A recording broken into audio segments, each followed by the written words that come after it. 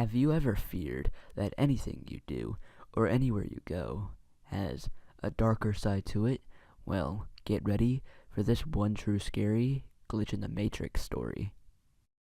About 20 years ago, I was reading a very local paper. This tiny little publication that only covers my hometown of 2,500 people. I came to the obituaries, and there is an obit with a picture of an acquaintance I'll call Jamie. Jamie and I had known each other from toddlerhood, but she was a hard person to get your head around and kept to herself. She wasn't mentally ill or weird, but just so closed you could know her a lifetime and never know anything about her. This was the case for me. After we left school, I had no further contact with her.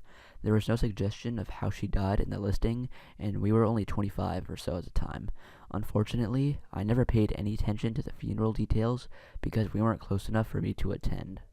The unmentioned death of a young person in a small community is remarkable, but it put it down to how she was an individual, her lack of social circle.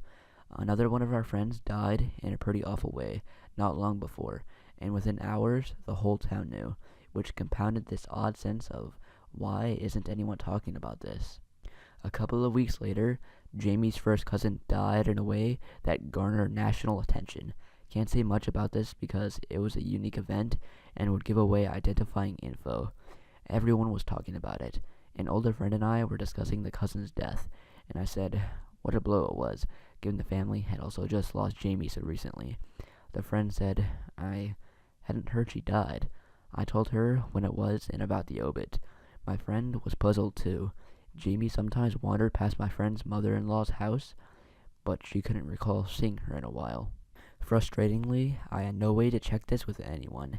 Jamie's odd lifestyle meant that neither I nor anyone I knew even had mutual friends with her, let alone had actually interacted with her. Her family was grieving, and I didn't know any of them beyond sight, so I was hardly going to approach them. I decided to try and find the paper, at the very least, to show my friend. I got back copies, nothing. My memory of the obit was and is vivid, down to the arrangement of the text, the position on the page, typefast, and the photograph. The photograph stuck out too, because at the time, locally, was an uncommon inclusion in obituaries, usually reserved for the important or famous. This remained a mystery till quite recently when she appeared on the TV news on a vox pop with 2 kids in tow. After this, I seriously considered getting psychiatric help. I've questioned my sanity a lot over this event, but I've never found an explanation that is satisfactory. For the record, Jamie's name is unusual and distinctively spelled, and the photo makes misidentification unlikely. Her birthday is the day before mine, so I always remembered it, and I will always remember this.